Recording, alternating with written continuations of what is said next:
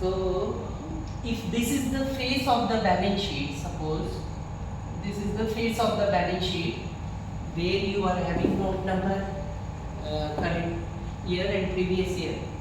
So first we write equity and liability, thereafter first is heading is shareholders fund, okay, and then A share capital, B reserves and surpluses.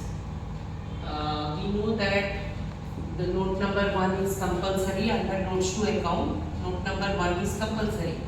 But what was your question? Means what is the concept of contingent liability and capital commitment? Now please remember, when you are making the balance sheet, company's balance sheet in a vertical model, you have notes to account right at the end. Notes to account.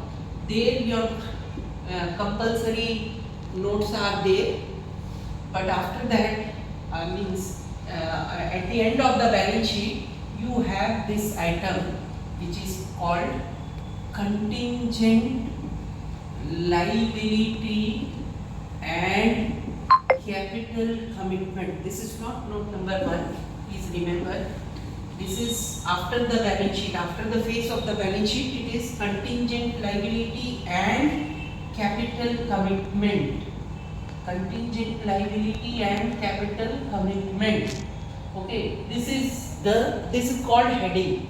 Now there are two important phrases. One is capital commitment and another is contingent liability. So we'll take contingent liability first.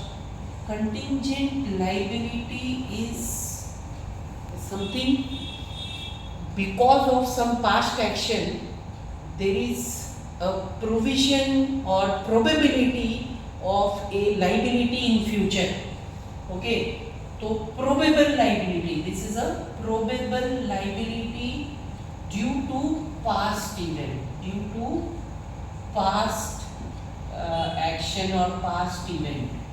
Okay, and B, which is a subheading number 2, that is called capital commitment. Now if a company is actually trying to do something in future, maybe if they want to call their uncalled capital, so there is a commitment from the shareholder side for that amount to be paid. So it is capital commitment. It is capital commitment which will come on the liability side, equity and liability side under capital.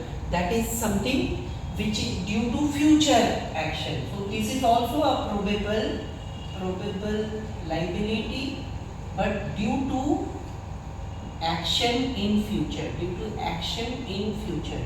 Now if we take something which is lying in future and we know in advance that we'll have to do this, so therefore whatever is going to come, that becomes the liability.